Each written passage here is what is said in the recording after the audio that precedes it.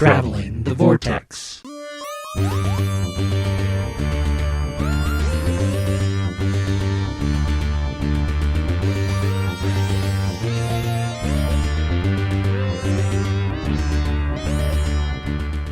We've joined the Doctor's companions and they escape a madman's prison called episode 514.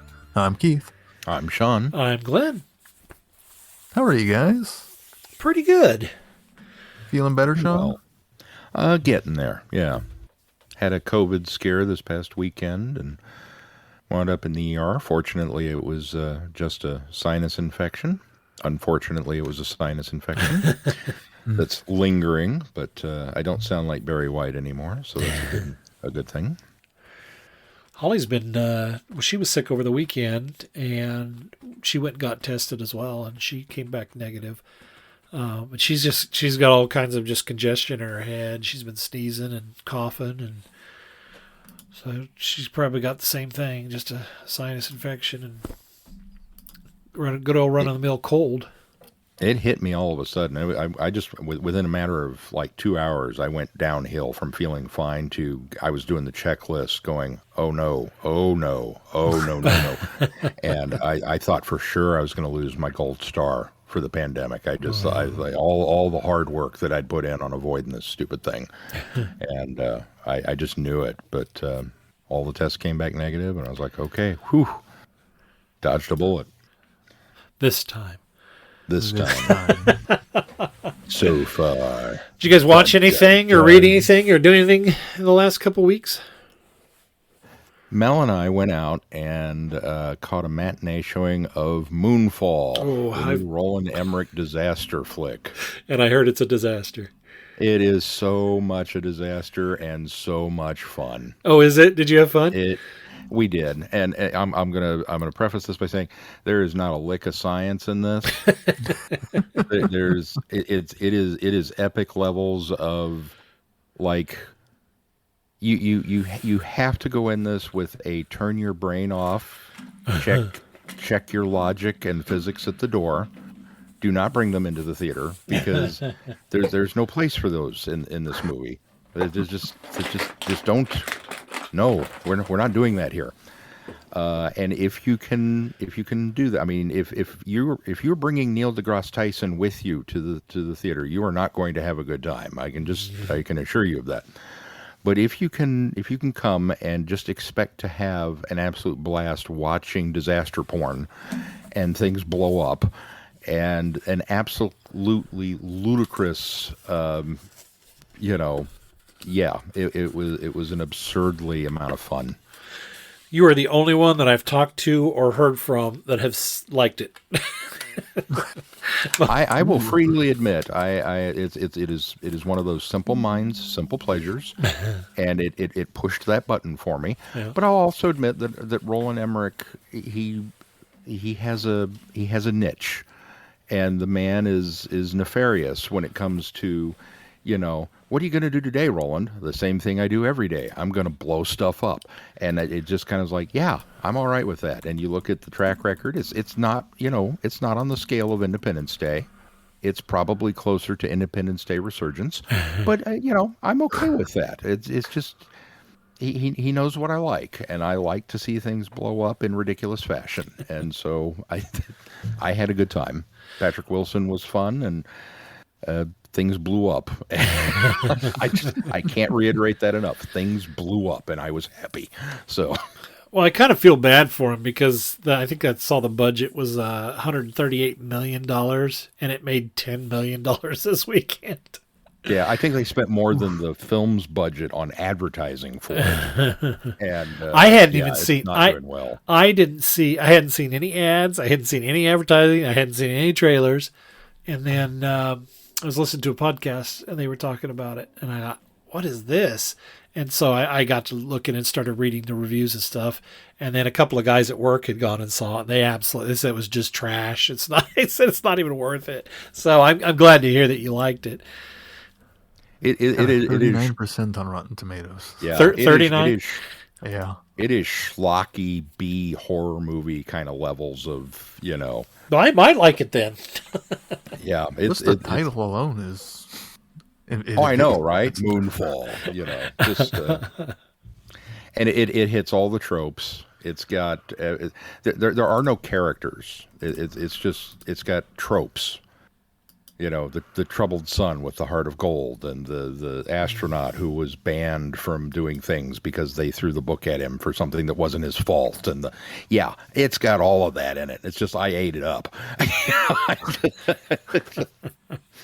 It's, more, give me more, and then the hook at the end for a possible sequel that's never going to happen. I was like, yeah, give me more of this. Put it in my eye holes. I want more of this. We were the only two in the theater. we were the only two in the theater, so it was. Yeah. Keith, what'd you say? It looks like it's tied for with 2012 in his rankings of movies. So if you enjoyed 2012, it's probably on the same par for you. Although the audience score is higher. Yeah, I think I enjoyed this one more than 2012. Keith, did you? He doesn't really get certified fresh movies, anyways. Yeah, no. Not lately. No, not ever. Not since Independence Day. Not even Independence Day is certified fresh. Is it really? I would have thought. Well, I guess that's true. It takes 68%. A lot. As I say, it takes a lot to get those. So. Keith, did you do? Sean, did you do anything else? No, not really. That was kind of the highlight of the. Keith, what about you? That was about it. We watched Encanto. Ooh, what'd you think? What did you think? I thoroughly enjoyed it. It was a lot of fun. I can't remember. Didn't really pay that close of attention to it until the music came on, and now it's all the music she wants to listen to. Oh, is that right? Yeah. I can't remember. Did we talk about this or not? Because we watched it a few weeks back, but I couldn't remember if I talked about it. I enjoyed it. I thought it was a good movie, but I don't think it was all that everybody's making it out to be. No, it's. I feel like it's on par with the recent run. I still haven't seen Raya and the Last Dragon, but I think it was not quite as good as Moana. Yeah, but agreed. Everything else is just kind of on par with. Yeah, agreed. I think, in fact, I think I liked even the last, Frozen 2 better than this. So, I think it's one of those that it's subtle in a lot of ways, and because of the family dynamic that it's got going on, I think it's one of those that 10 years down the line we're still going to be talking about Encanto, and I think it's one that's going to be taught. Like, I think there will legit be college level classes taught about this film and all of the levels of subtlety that are going on in it because of the characters and their power sets and the songs and the levels of meaning in them. How the one strong girl is, literally, she can't say no to people. And I just think there's a lot of stuff going on that we haven't really even scratched the surface yet with it. And I don't think, I think people are latching on to that, and that's why it's blowing up and being such a thing. And a lot of us haven't really found that level with it, that level of connection, but it is hitting people on some of those levels. Well, and I think there's a good point there, and along with the fact of because it is about a large family as opposed to, Frozen's about a family too, but it's a very small, it's sisters. Yeah. And this is a much more bigger, more complex family dynamic that more people can relate to, I think, as far as that goes. I did notice that the music, you can definitely hear it now especially after watching Tick, Tick, Boom. You can really see Jonathan Larson's influence on Lin-Manuel Miranda and on how he writes his music and lyrics. Yeah, yeah. But we don't talk about Bruno. Yes. We've been hearing that song a lot. That and Surface Pressure, the Luis's song. Yeah. Sarah didn't like it as much as I did. Anything else? What else? about you, Glenn? Well, that's it for me. I my last 2 weeks was catching up to you guys. I watched all 6 episodes of Book of Boba Fett, or yeah. or Mandalorian season 2.5. I'm still 2 behind. The Book of Boba Fett, guest starring Boba Fett. Yeah, exactly. It's How many behind are you, Sean? I am 2. We will catch up 2? tomorrow. 2? I don't know. good God. Yeah, I'm surely you've been spoiled though on stuff because I couldn't. I couldn't even. I believe so at this I point. couldn't even avoid it. It was just. It was. In fact, that was part of the reason I decided to go ahead and launch in, and because I just kept. I couldn't avoid spoilers for this thing, and I thought, okay, well, I better catch up. So at least I'm on the same page with everybody. But I'm thoroughly enjoying it. It's a blast. I'm one of those people, and I know people have kind of grumbled about it during this series, although not so much because they're doing a good job and it has the heart of Star Wars.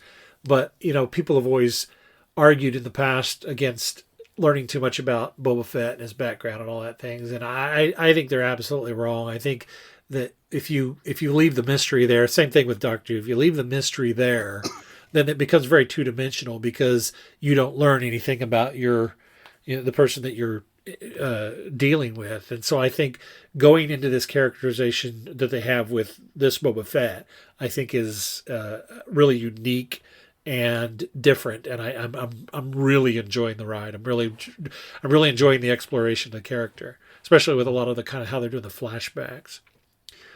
It does feel a little bit like. I keep expecting to have Jeff Goldblum come in. You do plan on having some Boba Fett in your Boba Fett show? Hello? Well, the first 4, Yeah, I thought that was all Boba Fett. No, it was they all did. pretty They Boba did. Fett heavy. That's all I've been seeing on social media. but is yeah, the fact that Boba Fett in the last 2. And the it's last okay, 2, I'll get there. Although I do have to say the last 2 episodes were better than the first 4. I would agree. Although I think the first 4 episodes were amazing. So They were good. they just keep topping themselves, I think. Yeah, maybe that's it. And I can't wait to see what they do with the finale of tying it all together, especially with what has happened in the final moments of the last episode. Yeah, I did. I did see somebody speculate. Yeah, sorry, I won't say anymore because that was the best surprise ever. Although I knew because who that it was one from the silhouette. That one did not. I did not get spoiled on that one, which I was shocked that I didn't. No, and I heard somebody talking about that they sort of think that the design here might be a large scale building towards a Thrawn confrontation, and building up all these little pieces to it, and everybody having to kind of come together for a bigger story with Thrawn, which I can kind of see maybe the maneuvering those pieces with Ahsoka, because the Ahsoka film's coming out. Obviously, they're the Obi-Wan series won't have anything, and the who's the guy from Rogue One and Andor. Andor. The Andor won't obviously because they're pieces set in the past. But yeah, I really wonder if they're kind of maneuvering things for a more crossover epic event down the road. An Avengers style crossover. Yeah, something like that. It definitely does. It definitely does seem like that. At the very least, it's setting a lot of pieces in place for the Mandalorian season 3, so they don't have to spend as much time catching everybody up. Yeah. So I did that, and then we watched Tick Tick Boom.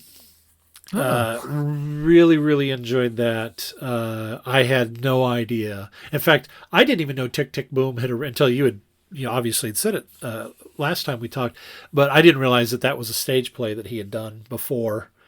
As well that they were adapting, so that was a neat surprise. The music is terrific. Andrew Garfield does an amazing job, and thoroughly enjoyed it.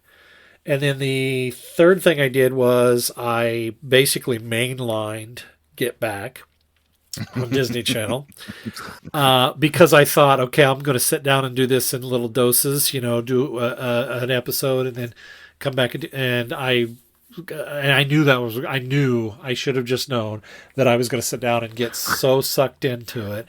And I did. And the biggest thing I take away from it is I am so infuriated on how much Let It Be set a narrative for the for that era and that time of the Beatles that is completely falsified and wrong.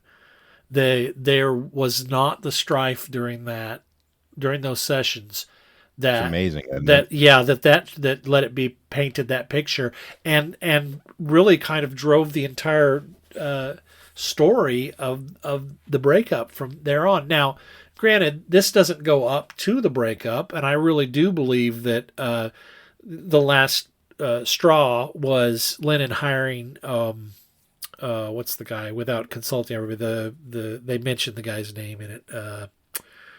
The Rolling Stones. Yes, yeah. But hiring him, I think that was one of I think that certainly led to it.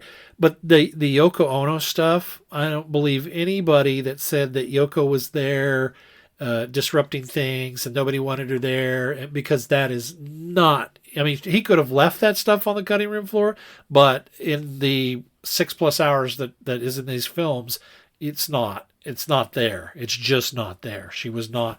I mean, in fact, there are times where they're jamming and she does the singing that everybody, points to in this as, oh my God, it's Yoko singing.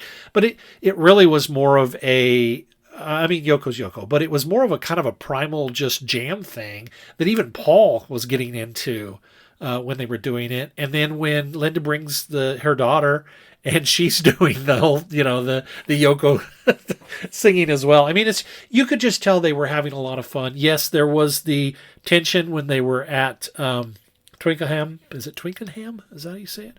The studio where they were originally going to shoot this thing. And we all know about because the video was there before, where George walks off and feels like he's done. He's leaving the band. All of that's there, yes, but it doesn't. It's the framing of everything. When they finally you can see the weight lift and the joy come back to everybody when they get to to Abbey Road Studios to EM&I, and they start actually sitting down and playing together. You see the fun and the joy that was there, and it was so refreshing to see all that. It was amazing to see witnessing the genesis of Get Back, the song, as Paul's sitting there just basically pulling it from his subconscious, just a creative process that went into that. It was incredible to see Billy Preston show up just to say hi, because he knew the guys, and ends up setting in and becoming part of this iconic, what ended up being mostly Abbey Road, and some of what was on the Let It Be album, basically being the fifth Beatle. I mean, we knew he was there, we knew that, but you could really kind of see how everybody just. In fact, I think it's when Billy gets on that organ and starts that electric piano and starts playing, that they really kind of really get into sync musically. And I think that he's right, because Paul was trying to play double duty on that once they got Billy in to do all of that stuff they imagined could be done, and Paul could stay on the bass and other instruments. Yeah, you could just really feel it fall together. It was just so good. I had no idea how much candid moments were captured in that 60+ hours of film. But just to sit there as a Beatles fan and watch all that, just let it kind of just immerse in it, and just I after 6 hours I wanted even more. I wanted more and more and more. I wanted more of that fly on the wall feel of being there as the creative process was unfolding. It's so amazing. In fact, it was one of those things that I thought, that it's 6 hours, that's exhaustive. How could somebody go back and watch this again? I'm already ready to go back and watch all 6 hours of it again. It was that good. And I am so pleased with Peter Jackson. First time he's ever done anything that was so elongated that I actually loved from beginning to end. So, anyway, I'm done. I'm done. I did. The last thing I'll say is, I did think it was funny that Paul predicted the myth that Yoko broke up the Beatles. He says, in 30 years, somebody's going to say, Yoko was the reason the Beatles broke up, and it's so funny. Anyway, I'm done.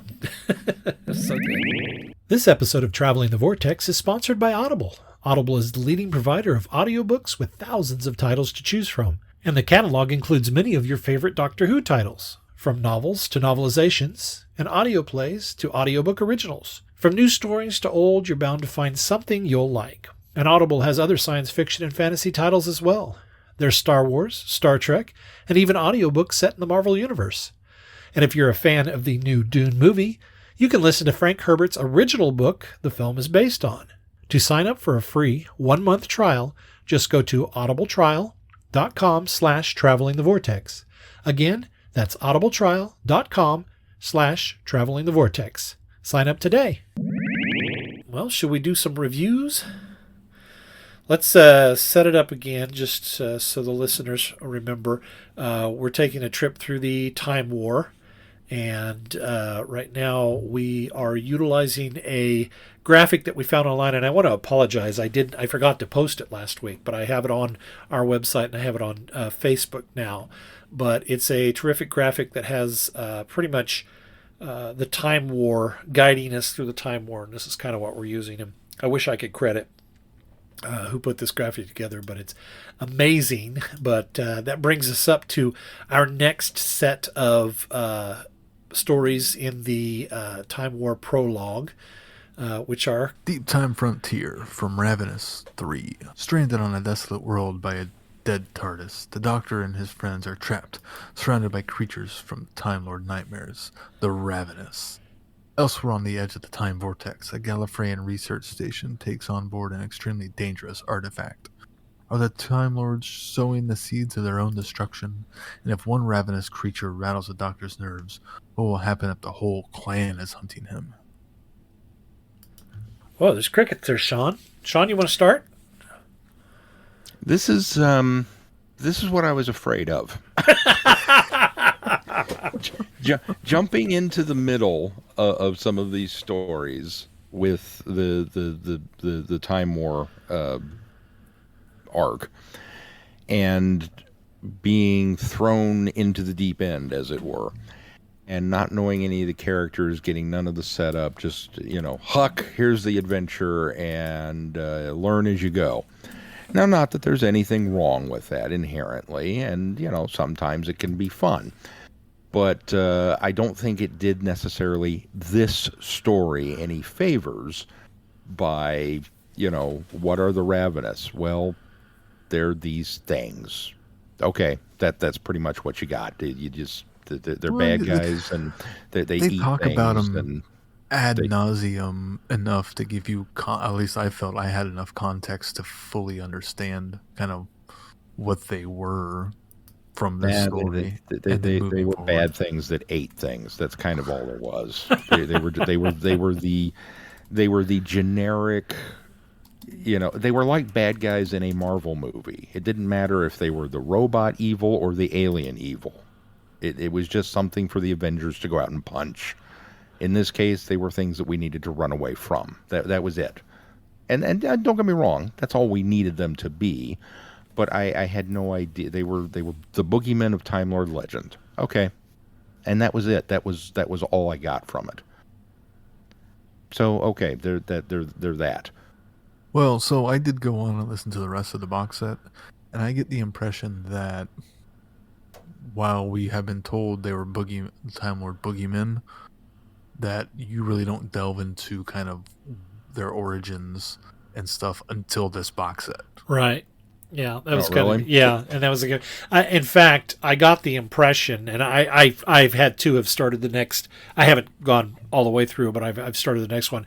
But I was also getting kind of the impression that this was a villain that we sort of back into its story, and I feel like that's why I don't feel like we were doing too much of a disservice to ourselves, because it really kind of feels like we're backing into the history of this group. And I think that's what I thought was kind of neat, was the fact that they set it up as the boogeyman of Gallifreyan lore, because it's one of those among many different, and yes, it is kind of cookie cutter, Sean, but it's among one of the many legendary ancient time villains of the Time Lords, but it's another one of those, we're kind of getting that, we don't know that much about them. This is what we do know where we're going. And that's how the story kind of feels, is that we're backing into their story. We're kind of coming in through the back door of who this, who the Ravenous are and what their motivations are and things. And so I thought that was kind of neat, the way that it was set up.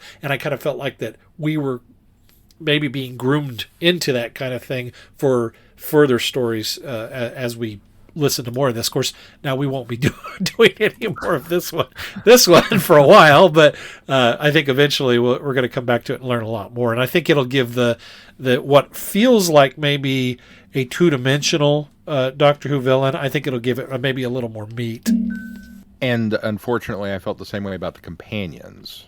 I felt like we were given just this kind of glossy overview of this particular, companion of the week, which is these are the people that are in danger of being eaten that we don't know much about.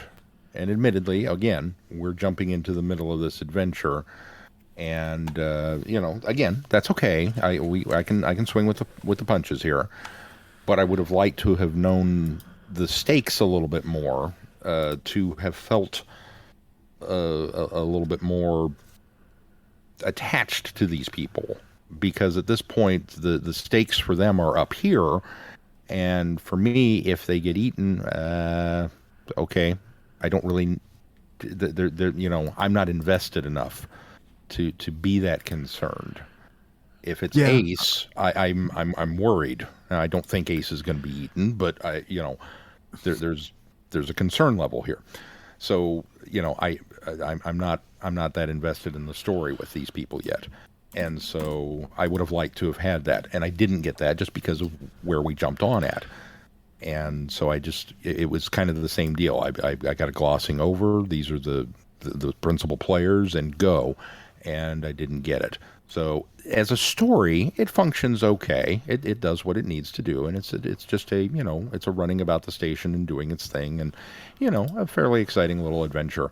But it didn't grab me enough to give me the what I needed. I also think it works as a story.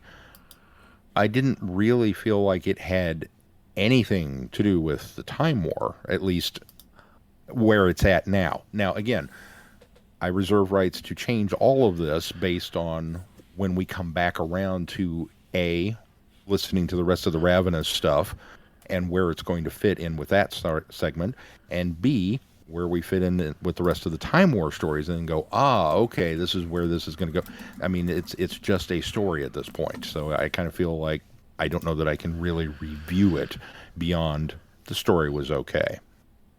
I see where you're coming from, and I agree with you. I think with Liv and Helen, I think we that's where we have done ourselves a disservice. Especially looking at like the back catalog of stuff. Yeah, because Liv is a lot of she's encountered the Seventh Doctor, but the Eighth Doctor she's been with the Eighth Doctor for quite a while. Helen a little less so, but been around for a while. So we have sort of done it a disservice. But I really kind of felt that I learned a lot in two stories about these two ladies, and I quite enjoyed it. I don't think that I felt like, we were kind of thrown in, and I felt like I was scurrying to catch up to learn who they were, but I thought it was pretty good. To address your concern about, I don't know how this is connected to the Time War, I don't think any of these prologue stories are necessarily going to have an obvious connection for us other than in this one, and I wish I could remember what it was, and maybe Keith will help me connect the dots here, but there's the what's his name? The Time Lord that's here. Rasmus. Yes, Rasmus is using this gal in order to see if they can harvest that. It wasn't Artron energy, but whatever. They were trying to harvest that energy in order to use as a supplemental fuel for TARDISes, because they didn't want to necessarily have to rely on the Eye of Harmony.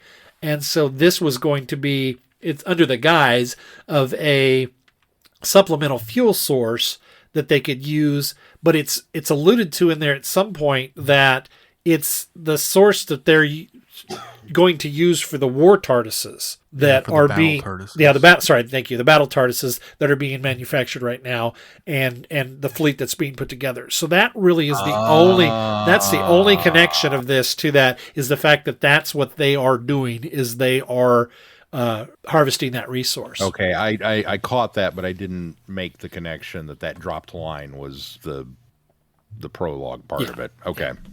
Yeah, that's the only thing I noticed that would have fit in with the Time War stuff too. That's thin. And we're gonna find a lot of that. And in fact, Shadow of the Daleks was kind of the same way. I think it was a little more heavy-handed because we knew what the references were there. But they were also pretty, they weren't directly related to what was happening, with the exception of the end when we find out that that faction, or not that faction, but that group of Daleks and / Khaleds were there. Actually, that was kind of their counter to the Genesis of the Daleks volley. So that does connect a little more. But yeah, I think we're going to find a lot of that in these prologue pieces that we're listening to, that it's just going to be little nods and things. It's going to be a taste of what's to come kind of things. Fair enough. I like the story a lot. I enjoyed kind of being tossed into it and feeling a little lost and having to catch up. I think Liv and Helen are both, to me, intriguing characters. They seem, Liv and Helen both, Liv more so, kind of feel like they're probably the reason why they feel this way, but they feel like they're already developed. They already feel like they're comfortable. They already feel like they are very much, they feel like they've been with the Doctor for a while, and they kind of know the routine, and we don't have the typical companion asking lots of questions. I think Helen asks maybe a few more questions than the average.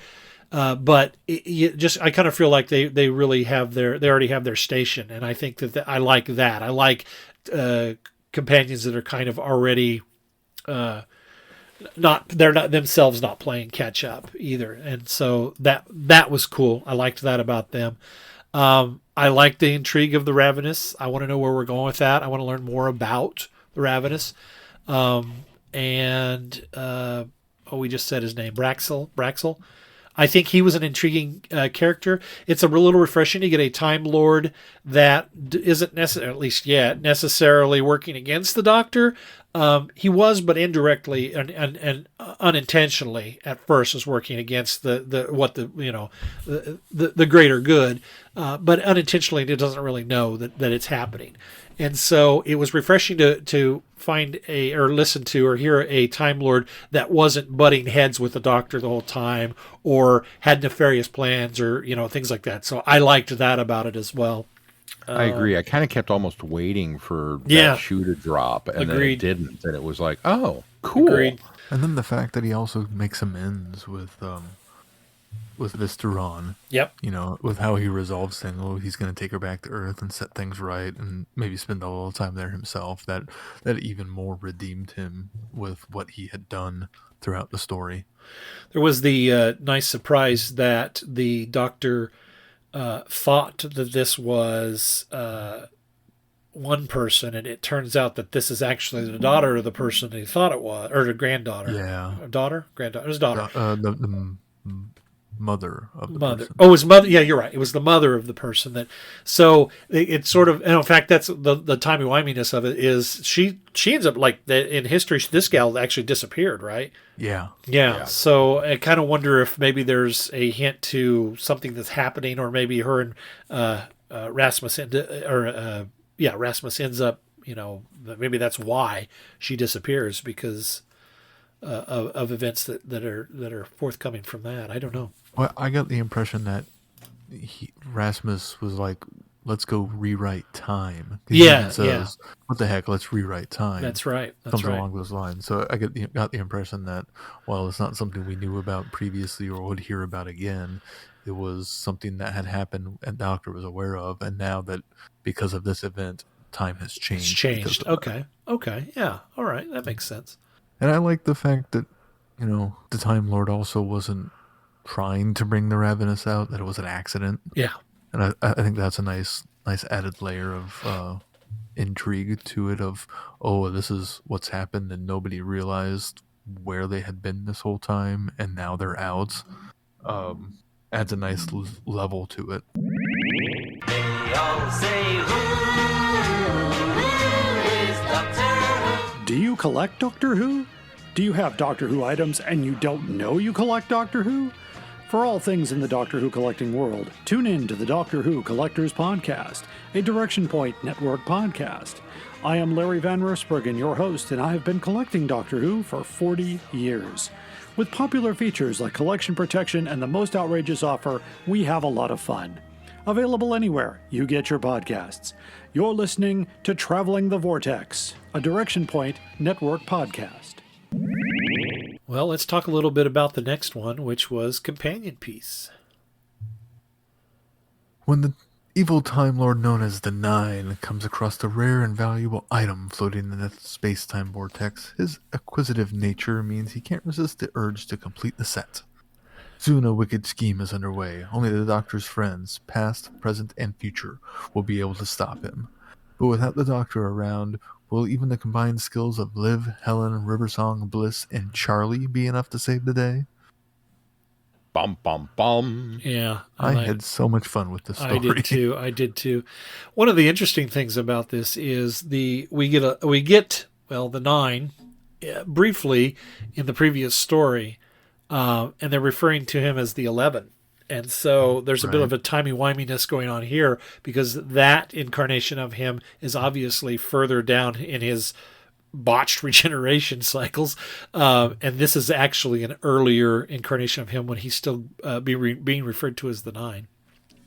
So we've encountered the Nine before, though, because we listened to Legacy of Time. That's correct. The only incarnation of this Time Lord that we've encountered, right? So far, yeah. And this Other than the 11 in the last story. Right. And the Nine, if I recall correctly, he was the one that was basically he's a collector. He's stealing. The kleptomaniac. The kleptomaniac. And he was stealing things throughout time and collecting things for his own. Yeah, because it was the Fifth Doctor and Jenny against the Nine in Legacy of Time. Yes. I like I like River in this story, and the reason it's interesting to get to that point because River in this one doesn't really feel like she's doing much. She feels like she's being, as she is, she's been captured. She's being tortured in order to get information so that he can go collect all these different companions that he's going through and collecting. And it's you're kind of let in on it, or you kind of suspect that River's kind of putting him in situations because she's basically collecting the necessity that she needs on the are they on a space station or are they on a TARDIS? I don't remember where they were. They were on a space station. Okay, that's what I thought. And so she's actually putting the pieces in place in order to thwart him, but that doesn't really come across at first, but they build on that, and I like the fact that it's very much revealed that that's been River's intentions the whole time, is to put the pieces in place so that they can escape from this. And by picking and choosing, and because of her knowledge of the Doctor's companions, picking and choosing the right ones in order to put them in place, Charlie being the anomaly in time, I think Liv and Helen because of one of their genius, Bliss, which if you feel really lost about Bliss, don't, because we're going to get, actually, that was the other thing that I thought was neat, was the fact that she picks Bliss and she has Bliss go get Nine at a time before she's met the Doctor, and so that kind of puts him on his back footing, and it kind of, from our perspective of the way we're doing this, Bliss would have already been introduced to us if we had been listening to the Eighth Doctor audios in the way I think I think his Time War stuff came out before. Ravenous came out. So anyway, let's put it this way: we're going to eventually encounter the introduction of Bliss down the road here as well. So I thought that was kind of a neat way to give us a companion that wasn't quite yet a companion of the Doctor, who doesn't know she's going to be a companion of the Doctor. So her first appearance did come out before this one did. Okay, I thought I'd read that, but I wasn't sure. But if you're reading in chronological, or if you're listening in chronological order for the 8th Doctor, you wouldn't know who this person is yet. Right. Obviously. Since we don't. Correct.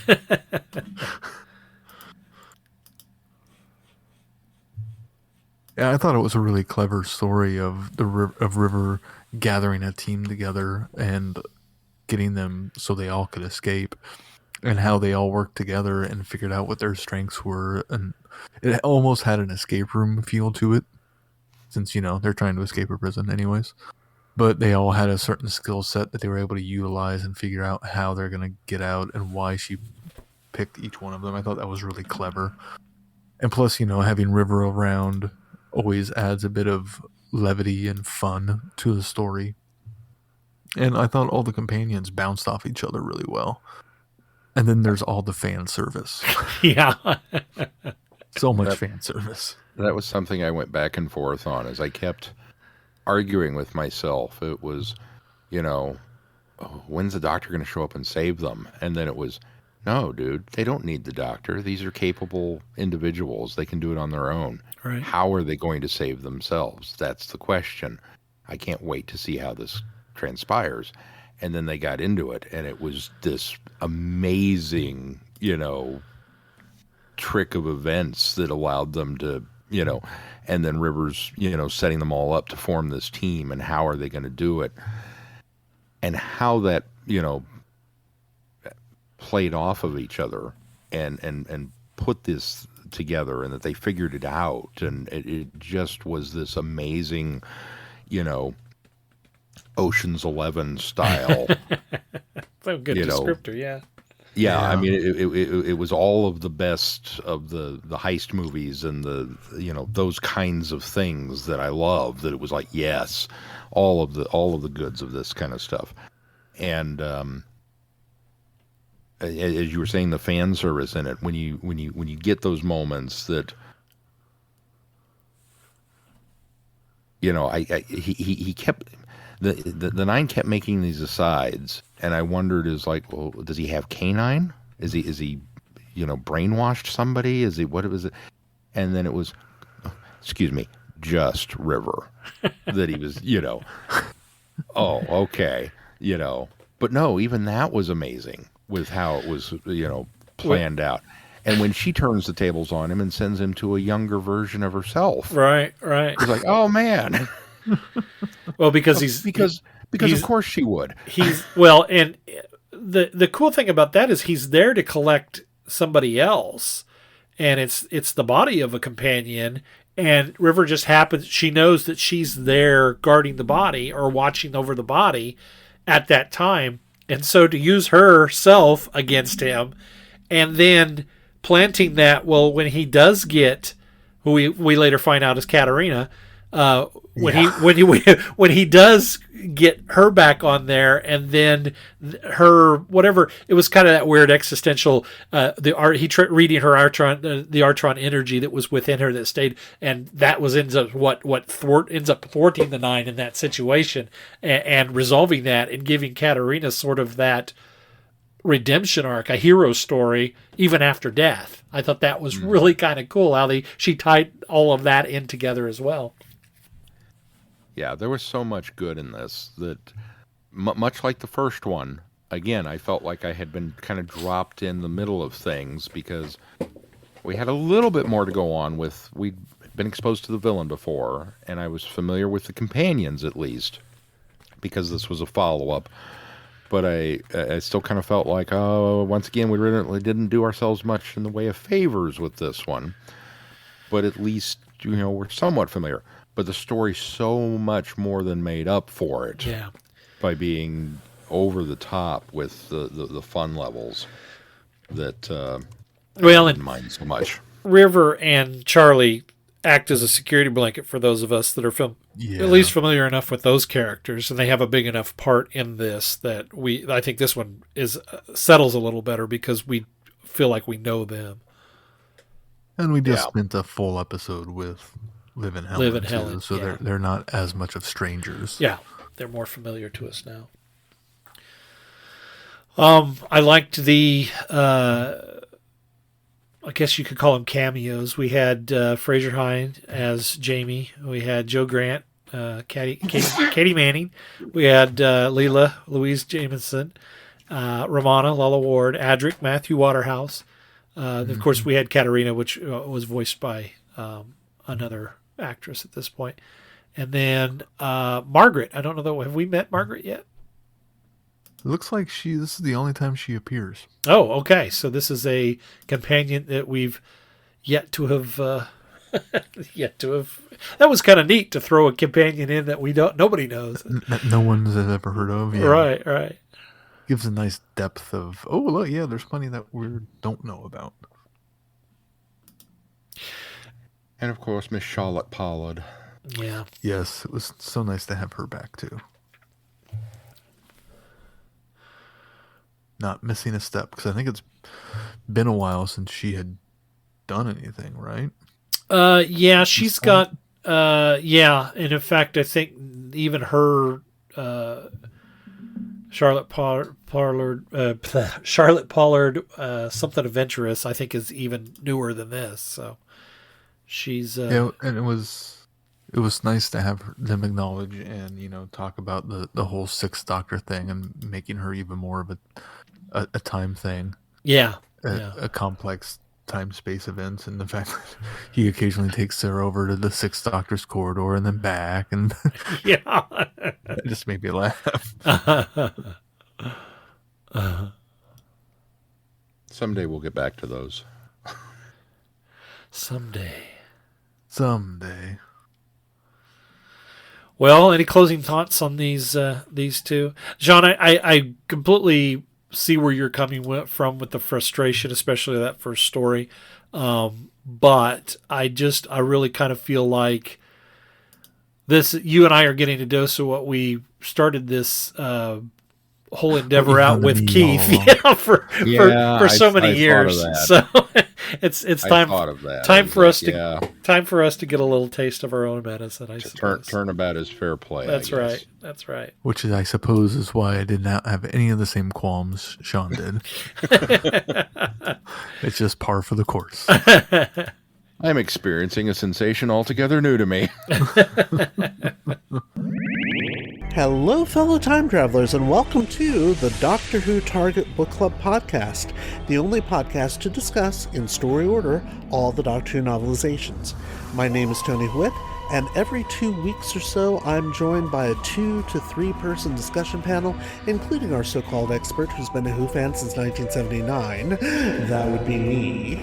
We also get the views of intermediate, casual, and novice fans who either have never seen the show or who have never read these books until these podcasts, including Dalton Hughes and Alison Fitz-Seyfried. You can find us on iTunes, Stitcher, Spotify, or wherever you find good podcasts, or even ones like ours.